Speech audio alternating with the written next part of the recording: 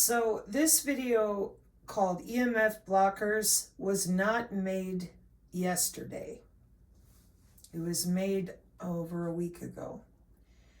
And while I was in here editing things, I realized that during my human augmentation discussion with your IEEE, your Institute for Ethics and Emerging Technologies, and I've tried to go back to their events page, but it won't load.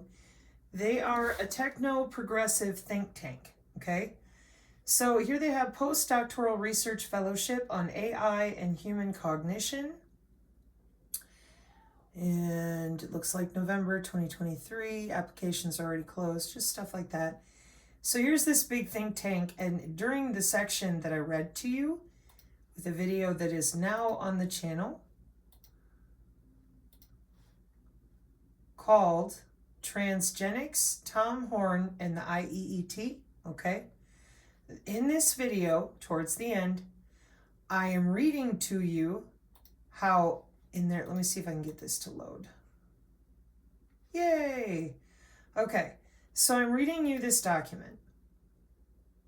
My computer's been crunchy. Okay, crunchy computer.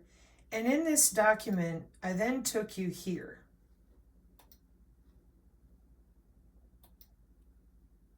Come on. This is what I mean. It's been having trouble loading. So I take you here because in that document, in their ethics discussion, they're like, yeah, we're going to have an ethics discussion with our progressive think tank in November of 2024. So we've already went ahead and augmented humans. We've already done this. No one will talk about it properly. And all this time, I've been trying to figure out why it is that nobody will talk about something that is a decision that was purposely made without the public opinion and without ethicists. See, if you're going to do something to human or just basic biology, smart agriculture, the food, whatever, you go ahead as a nation and you make that decision. Now the ethicists want to come out and talk about it. I think you're confused of what they're discussing. Because to myself and others in the community, you think, oh, maybe we'll have AI for good.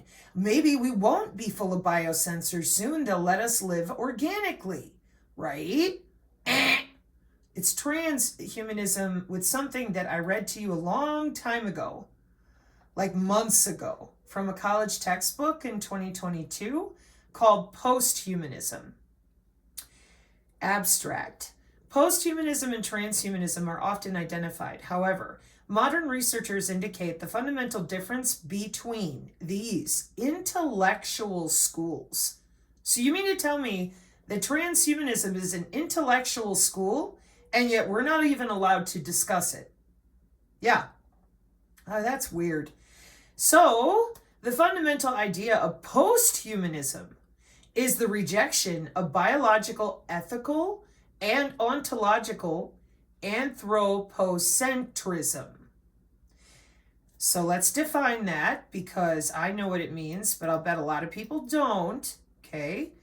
Anthropocentrism is the belief that humans are the most important entity on Earth and that other beings are only valuable if they serve humans. Anthropocentrism is an ethical belief that humans alone possess intrinsic value. Okay? So, in contradiction, all other beings hold value only in their ability to serve humans or their instrumental value. So the answer to allegedly humans being such selfish, narcissistic piles of biological filth is to turn humans into machines. And turn humans into holding no other value than what they can put into a tokenized economy with their own red blood cell energy. Welcome to posthumanism. Well, you definitely didn't fix anything. You just put humans on the same level as everything on the planet by numbing their skin and injecting them with all sorts of different heavy metals, metamaterials, most recently nanobots. but they're so, what again? Messed with, perturbated, poked around at. They've had 100 years of missing anatomy that you're using to do this. They're not allowed to learn about it or know about it, but it's all their fault. Well, I'll tell you what. Okay, so the fundamental idea of posthumanism is the rejection of biological, ethical, and ontological anthropocentrism. So humans are not special, and they don't serve any divine or there's divine purpose or what, however you want to say that. They're just like everything else. They're just selfish creatures that force the animals and the biosphere to serve them. So if you're indoctrinated with that kind of thought, because remember, you're probably also indoctrinated that it's humans that are screwing up the climate on the planet, okay? And that means that if you really believe that, you don't know anything about our weather warfare doctrine and treaties in the Library of Congress. You don't know anything about actual geoengineering, and you're just busy being indoctrinated. Climate change is all about controlling the biosphere for the same exact directives that we have for human augmentation. Fix that for you. See, if you want to fix the climate with geoengineering, that's the real name for weather and climate modification. Because we are using smart farming, smart cities, geoengineering with something called sensors, with sensor-based epidemiology for humans. The sensors are used for things like water, wastewater-based epidemiology and remediation, see biosensor, biorecognition. They're also used for soil quality monitoring and water monitoring, disease detection. See, it says environmental monitoring, okay? And with all these sensors monitoring, they're not new. They've been monitoring the weather, our atmosphere, and a bunch of stuff since the 70s, bare minimum. So it's not appropriate to keep yelling about climate change if you cannot explain what we're doing to work with it since the 70s, obviously. But that's what they're allowing academia to get away with, the same way they're augmenting humans. They're not just augmenting the physical atmosphere. It doesn't work that way. We live in a biosphere. We use something called epigenetics. We have to be able to affect every molecule at the cellular level, which is what you're looking at. That's what all of this is about. Smart sensors, monitoring networks of bodies, networks at the city level, regular hardware networks that we all think of, like data centers and hospitals, okay, and cloud-based telemetry. So what they left out in regards to your body is that you are no different than the atmosphere. The digital twin is an enabler of smart everything. Yeah, every time I try to load that page, it tells me it's not there. I don't know why. So in this page, they said, if you watch my video, oh yeah, we're bringing all these ethicists together at this Posthumanism and AI conference. Okay? That is posthumanism. And then they said, we're going to talk about ethics. And I read to you from this document in 2021, or is it 2022? From Germany and the UK, their governments. I went to page, I think it's, 15, feasibility assessment, and I read to you the first paragraph. Then I read to you a little bit of the second paragraph. You know what I forgot to read to you? The most important one. The future of human augmentation should not, however, be decided by ethicists or public opinion. Let me make that a little bigger for you, because I've read these two paragraphs so many times, but it's as if it's not getting through. This is in 2021. They'd already decided to vaccinate. They'd already decided to augment. They have a cyber-physical backbone for themselves because they've been augmenting themselves since 2012. And they're not augmenting themselves for some rando reason. They have read-write to the brain. So here we are with IIT-SEC, which is the real super soldier program with our Pentagon. Now this is back in September, okay? Pardon me. And IITsec, before you say, well, Sabrina, what is that? That's the computer modeling software they are using to log in to your digital twin. Welcome to the Congressional Modeling and Simulation Caucus on Monday to the 27th of November in 2023. And then what you do is you scroll down, I think it's page 8, yep.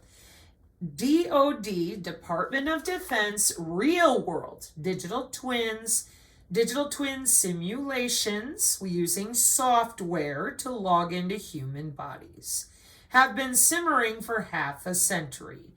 That's not what it says! That's all right, I got you again, no problem. Let me help you.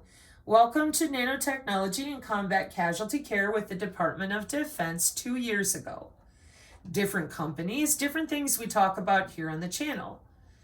And Omnet W-band for logging into the body for your precious white-coated Yetis that don't want to talk about it is 9 years ago. Then there's the NS3 W-band software, which I really haven't taken the synergists in too deep because it's kind of scary. It's very chopped up and ad hoc for different people to hack into bodies, which you're going to hear Maria Chrysler explain to you how wide open this nanotech is with the appropriate megahertz. She's very smart. She subscribed to a series of nanotechnology journals.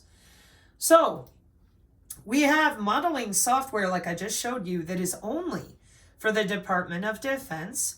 And just so you understand that I'm not pulling your leg and I ain't making up nothing. This is all open source. You can go read it for yourself. It's the same video with the same people on the same stage for the same reason. But they're not going to be using NS3 and Omnet W-band the way that the plebes or the commercial sectors do, because that would not have enough cybersecurity. So as you can see, on the 2nd to the 6th of December in Orlando, Florida, the Assurance Deterrence Through Integrated Training and Readiness, IITsec 2024, is going to be then. I'm showing you what they had in 2023 because I went here to their detailed agenda, and that, when I click back, is where we are for their program special events, which for those of you, in case you don't know, you can always go up here and see directly. There's the website, media, sites, IITsec, agenda, and program for 2023 with your DoD. All right? So I appreciate the amount of people out there that still don't get it. The government's made these decisions based on what? The need to use human augmentation may ultimately be dictated by national interest because the future of human augmentation should not, however, be decided by ethicists or public opinion, although both will be important voices. Rather, governments will need to develop governments, not ethicists, not public opinion. In 2021, that's right, Germany and the UK, we do not want ethicists and we do not want your opinion. Why? Rather, governments will need to develop a clear policy position that maximizes the use of human augmentation in support of what's the first thing you see: prosperity, safety, and security, without undermining our values, the government's values, obviously not yours. Yet, when we define posthumanism's whole reason for existing, because we're such awful creatures, here we are relegated to nothing more than a commodity of our governments that didn't want our opinion publicly, and they didn't want the opinion of think tanks like this, because even a techno-progressive think tank, it's still an opinion from a set of ethicists and philosophers. They do not go first. And the excuse that was made on this, or in this article, was that, well, technology was just too fast. They told you no. That's not the same thing as it just developed too fast. No, they told you no. So now here's the truther community since 2012 with Majay and crew. They know this. They didn't come up with this yesterday. The cyber-physical backbone has been in place since 2017. That's why there is so much cyber biosecurity for precision AI healthcare, nanomedicine, you're nothing more than a platform. You are a network that they route data through. Okay? So we're in a serious pickle, in my opinion, because we on the channel, I thought people would want to know about drone warfare. Nope. Here we've got external brain interfaces, internal brain interfaces, and where's your future of healthcare? According to the Precision Medicine Initiative, a United States National Institutes of Health endeavor. Oh, here in the UK paper, they know the United States is right on par with them. They don't want your opinion. And ethicists can be handled once we're done going to work. Okay. So then we go back over here to the United Nations. And that's why your smart healthcare is built off of the Electronic Integrated Disease Surveillance System with the CDC since 1988, real-time monitoring with those biosensors, and the W-band Omnet or NS3 or whatever. That was all mandated as well in 2012 and 2014 with medical body area networks from the FCC, with big analytics and machine learning, with prediction computer modeling software, that if it's not coming from the DoD W-band or NS3, then maybe it's coming from somewhere else. So they don't want your opinion. They don't need it.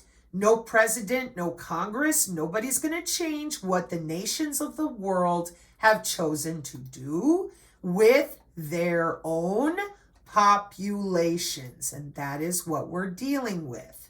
This is a convergence of human biology with technology, routing data through the human body, mandated by the IEC with ISO specifics via the IEEE, all legal, mandated for graphene-based sensing in health monitoring for that promised continuous monitoring upgrade. They've already had biosensors since 2005, commercially available. They've upgraded a lot. The distributed and network-centric system, or system of systems, goes with our network-centric warfare doctrine of the United States. Period. You are not taking it off, cleansing it out, getting around it. A network-centric warfare doctrine is watching something called a body area network. And then when you say to me, well, that's I constantly draw you here. It has been in development. These are wireless sensor networks that are used for monitoring traffic, crops, infrastructure, and health. Then I drag you again back down here because we love to just pretend. We love to play stupid, pretend, distract. Press conference for the Vehicle to X for the Department of Transportation 2 months ago. Autonomous vehicles, autonomous drones. That's right. Did you tell anybody? Nope, because it's using those sensor networks. And the human body with intelligent physiological sensors to be integrated into a wearable body area network. So you walk through your air molecules, they land on your skin, and those air molecules become wearables because your body is technically wearing them. I made the joke that I don't accessorize with my air molecules. Maybe I should start. Okay? So computer-assisted rehabilitation or early detection of medical conditions. Welcome to the 6G healthcare. That's the same healthcare that they are referring to right there. Precision medicine. Now, none of this is new to the folks on the channel. Sorry, it's not. In fact, I was just over here in this other video. I'm going to leave this down because my computer's being cranky. I was just in that same video showing precision. See, it says switch to this tab. Precision AI healthcare. You type it in. AI is the key component. That's right. Precision genomics. It is designer healthcare using the phenotype and omics of everything in your body. And they don't got to leave their couch. Isn't that something? The nurses can sit in their recliner playing an iPad. The doctors can be anywhere. That's amazing. I know, right? Isn't it great? But could they tell people that they're logging in and out of your body under your skin for 30 years to do all of this? No, because they're busy making money off of it. The market share on this stuff is literally insane, because not only did you not stop it, you didn't even tell anybody other than the people in the businesses doing it, apparently.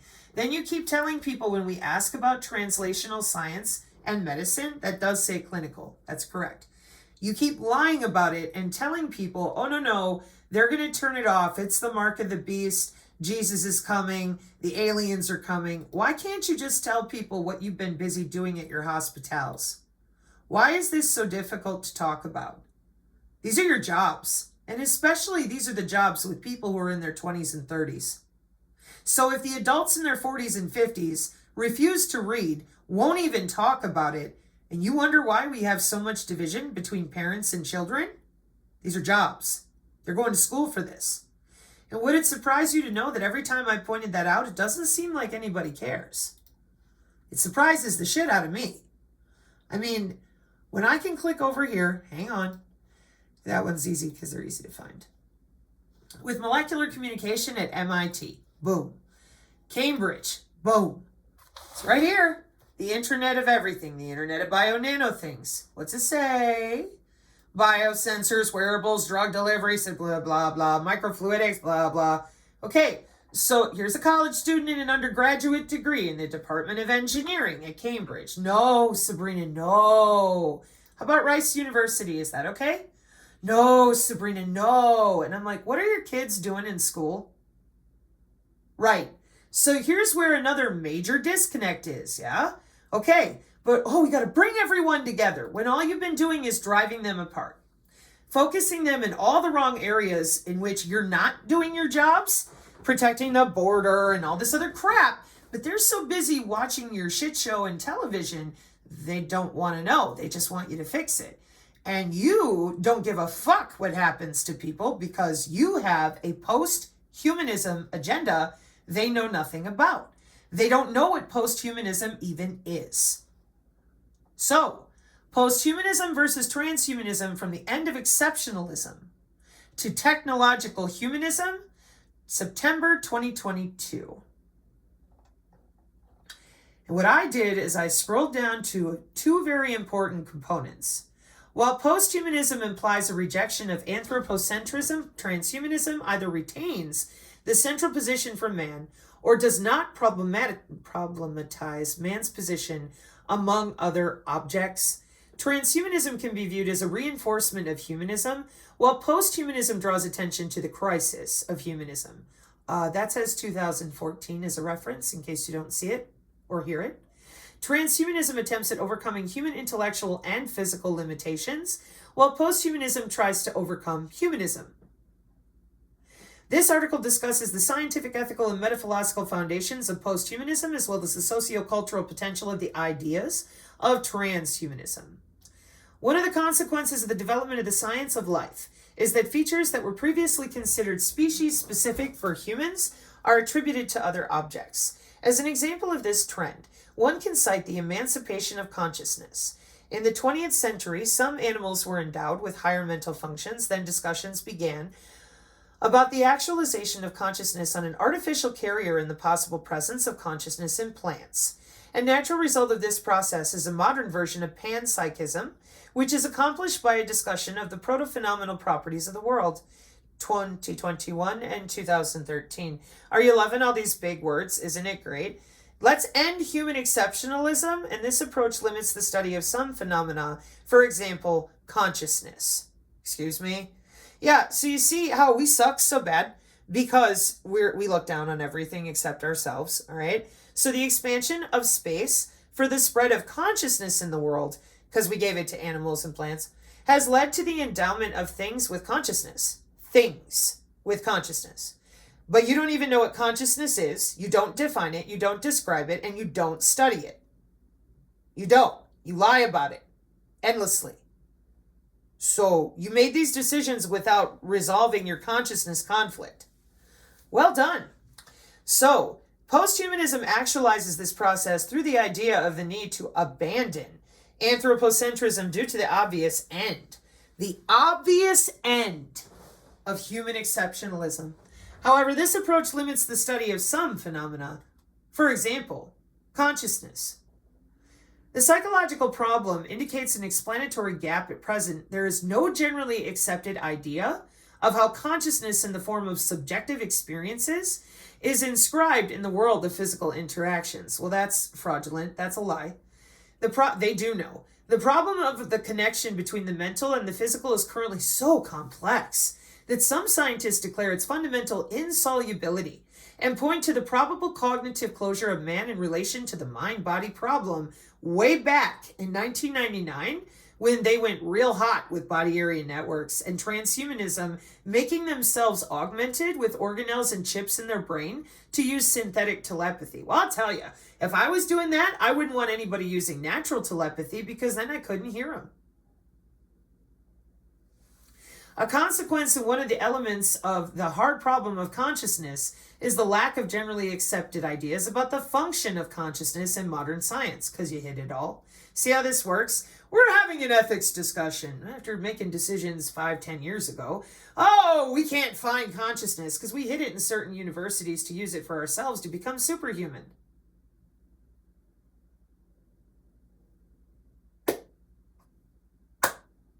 Wow. What a great job our generation did. 90s kids. You just gave up and decided to turn everyone into robots. Yep. However, if the problem of consciousness is so hard, then what are the purely scientific foundations of posthumanism, which proposes to expand the anthropological space at the expense of other objects? If we do not know what function a certain cognitive module hidden from the external observer performs, how can we endow other animals with this module, or even more so, artificial objects? Okay, so you can read about the observer and all that discussion.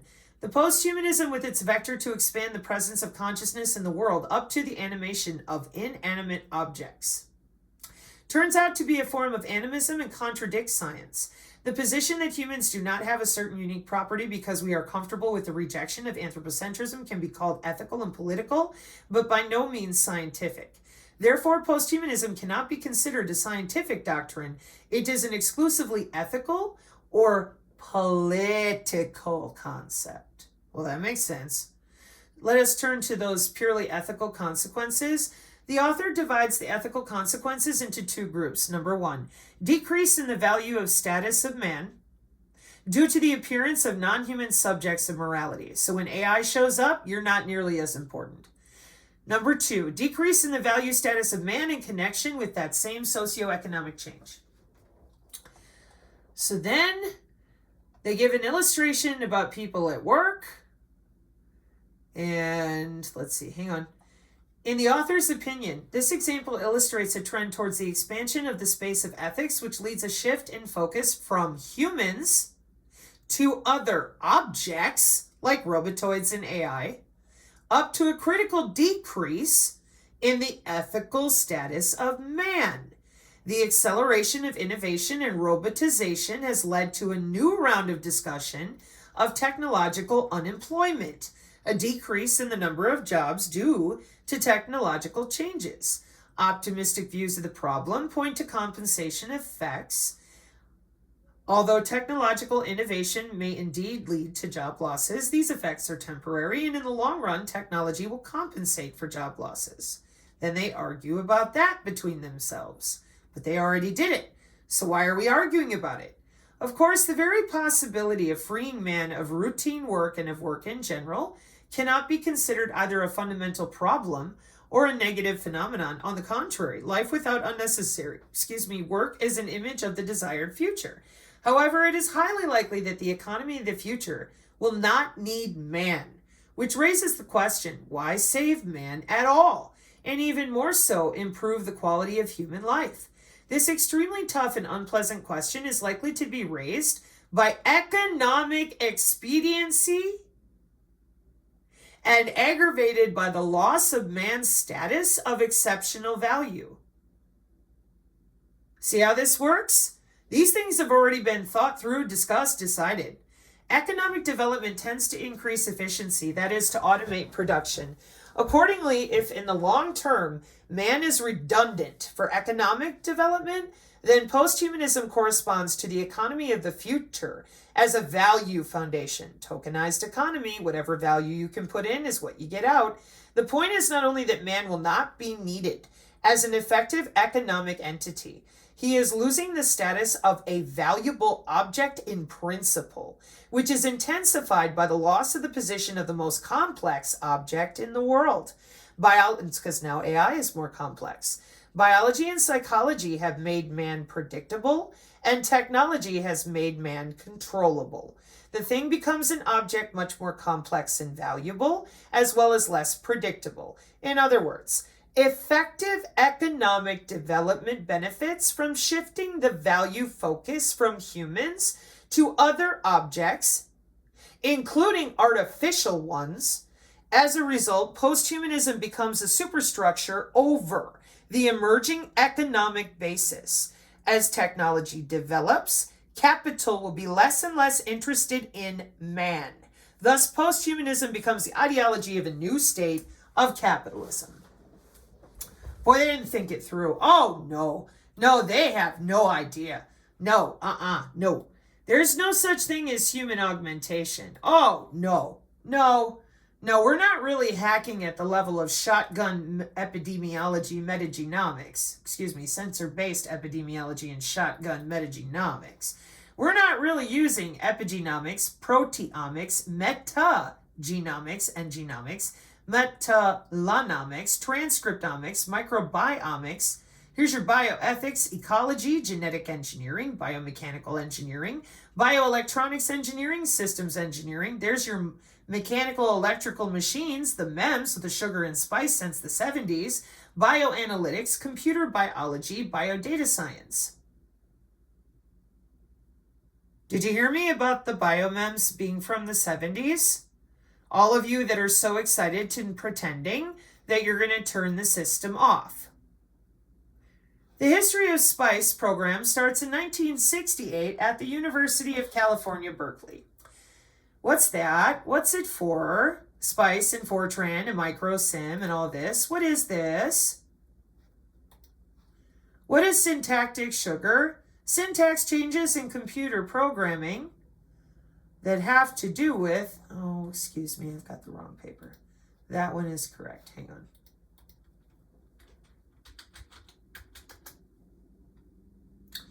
MEM stands for electromechanical systems. A technology creates tiny devices with moving parts and electronic components, including photonic. And they have electrical and mechanical components and are used to sense different variables, such as pressure, vibration, strain, sound, flow, and angle. They have wide application areas, such as all those sensors like accelerometers, microphones, and gyroscopes in your phone.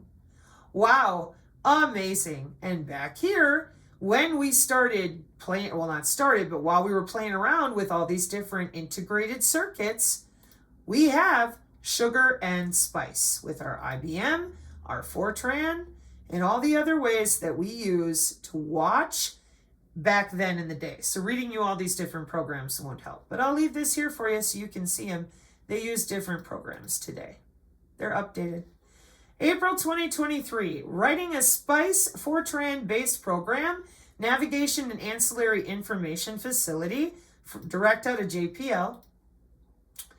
So we're going to write a SPICE-based Fortran program and put it to work. What's it doing? We want the boresight intercept on the surface and range of these satellites. And you're using Fortran? Wow. Isn't that nice? Micro electromechanical systems are not just used for your smart dust. Of course, that's a huge chunk of it. But they're also used with our satellites? Of course. Because that's how we're watching you with position, navigation, and timing instead of GPS. You want to talk about it yet? Fluid interfaces, organic frameworks. You want to talk about it yet? The microfluidics that people are using?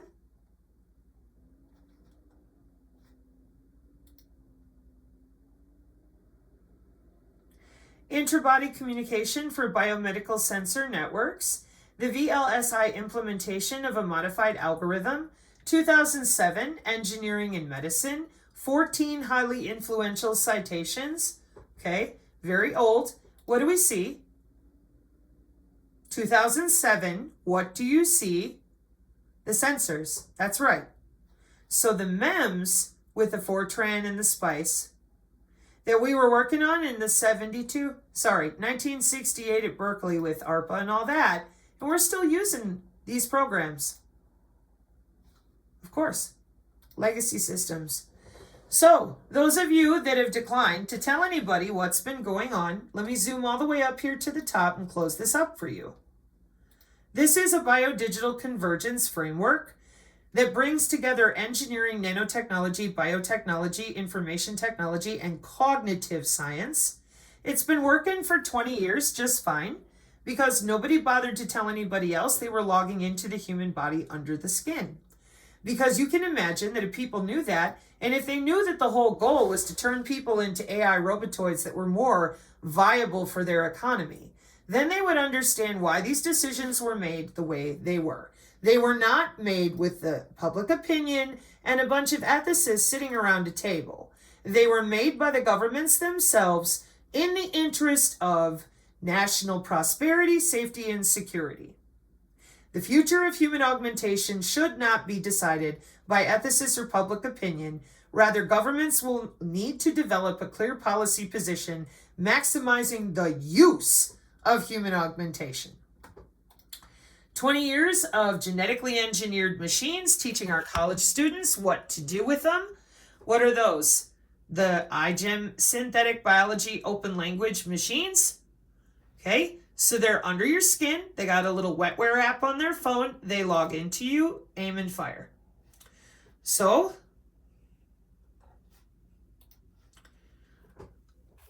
blood alterations. Visual proof of the possibility that our blood has now been altered horribly. February 12th in 2024 from the Man Against the Microbe guy. Okay, on the Substack. I'll leave this here for you to read through too. But this material is likely extremely toxic since we know that some are nanomaterials and that some of it shows signs of being the results of synthetic biology, most likely involving genetic changes to us. And we go back to the agenda goals of biological to digital convergence. And we see all these words with omics in it. And we're like, wow, they've got precision AI medicine in which they have the whole human phenotype at their fingers with DOE databases. So what are all those omics for? What is that? Well, omics is an umbrella term for biological disciplines and tools that study the interactions of biological molecules in the body. Omics, any of several areas of biological study defined by the investigation of the entire complement of a specific type of biomolecule or the totality of a molecular process within an organism. Wow. So then you come over here into the images tab. Let me turn that so you can see that, okay? In whatever browser you have, when you put in a search, I have the Synergist click on images. A lot of us are visual learners.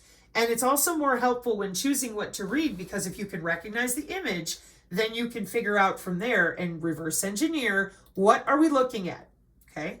So proteomics with your proteome, lipids, epigenomics, ionomics, oh dear Lord.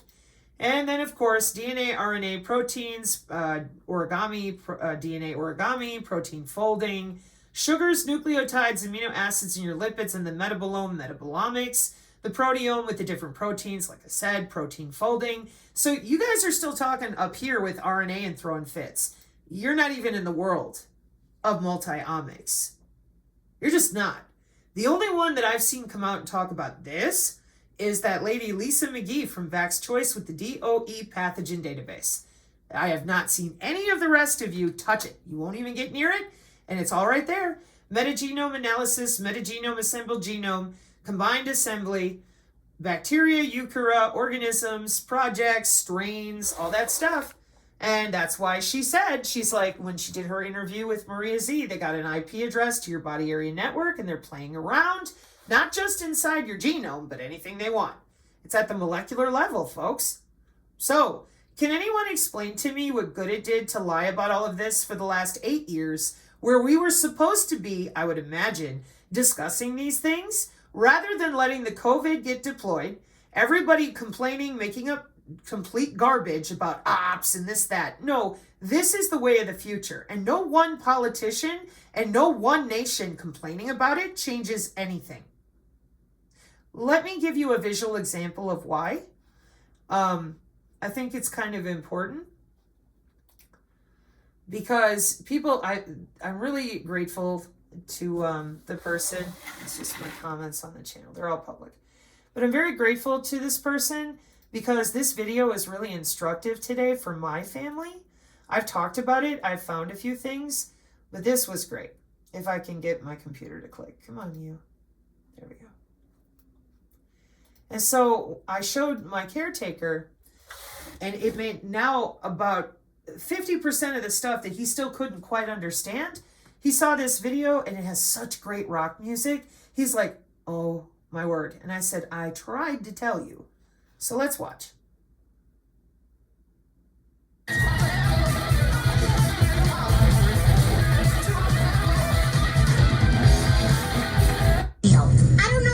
Should be talking so loud. No, Lisa, it's not like the government is listening to everybody's conversation.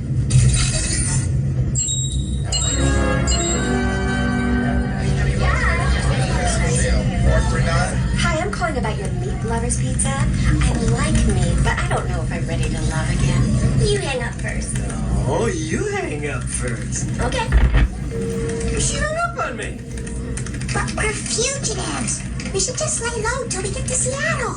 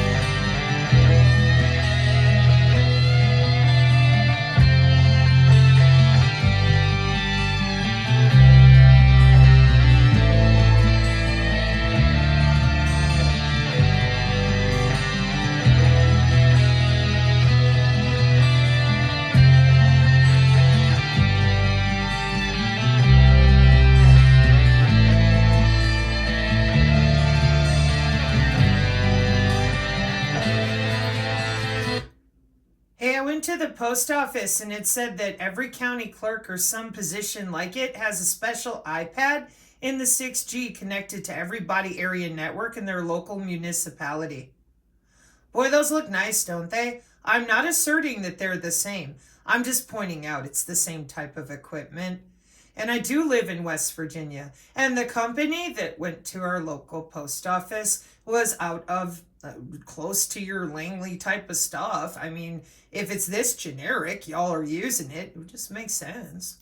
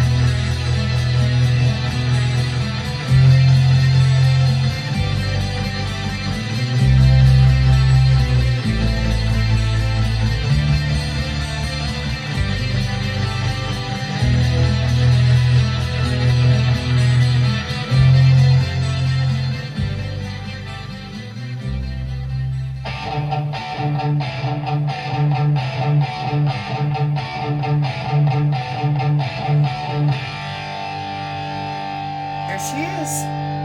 Oh, there's another one. Let's put that on the back of a pickup truck, skiff.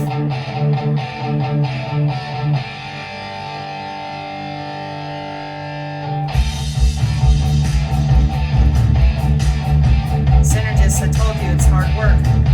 Wasn't a joke.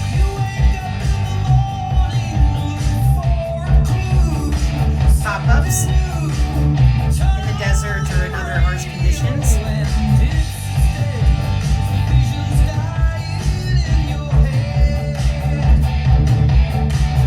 Oh yeah.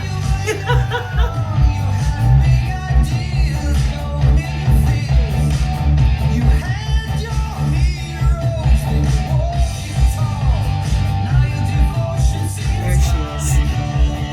Woohoo! Remember I said they get in the back of the Tahoe? Another pop-up.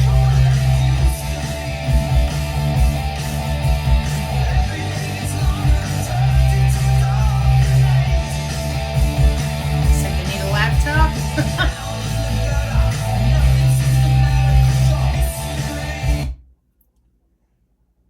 In this little scene here, hang on. So for those of you, because I know you're going to do it, but it's fair. I mean, you're looking at actions, components, analytics, images, munitions, Raven. Yeah. Open source, you bet. Archive targets. And then dumping into your programming all your different desires. Huh. Very binary. How very binary of you.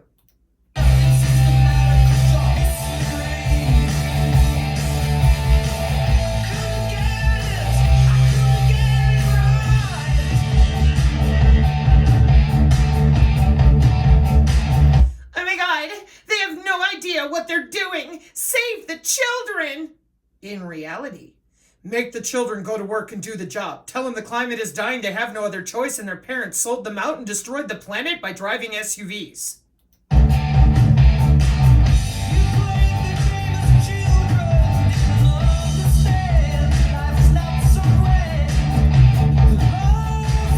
And my favorite recently, with the flat earther people and the people that want to believe in the rapture and it's here right now today. We don't have satellites. They're not real. You can't prove it. Oh, for crying out loud.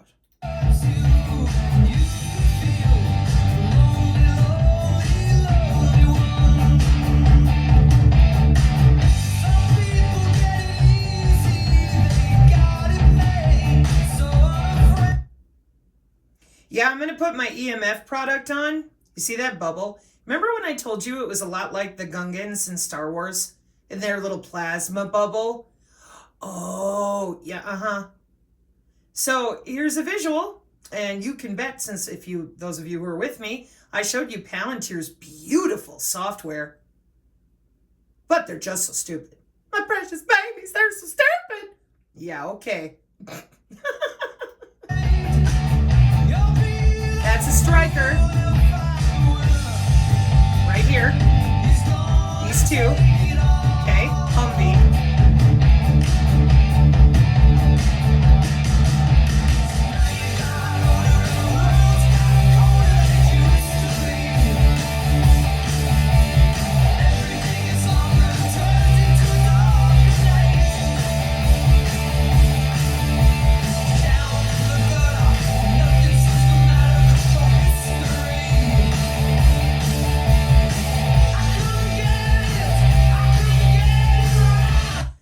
Point to anywhere on the map where you're off the grid? Those are just pop-up bubbles of action. Yeah, welcome to the global information grid of network-centric warfare. Yeah, updated and fully deployed. Yeah, been updated most recently with DODIS, D-O-D-I-I-S, and the gig got its BE upgrade, and they're just upgrading all the time. And our lethal autonomous weapons system was fully deployed January 25th of 2023. So the AI is running a lot of things with the machine learning. According to ISRNet, you bet.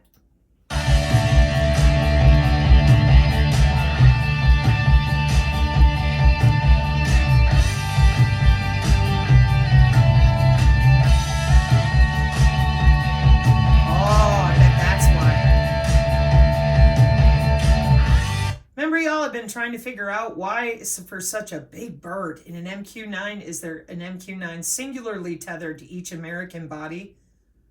Multifunction electronic warfare, air large. Hopefully that Jake supposition from 2020 has been amended.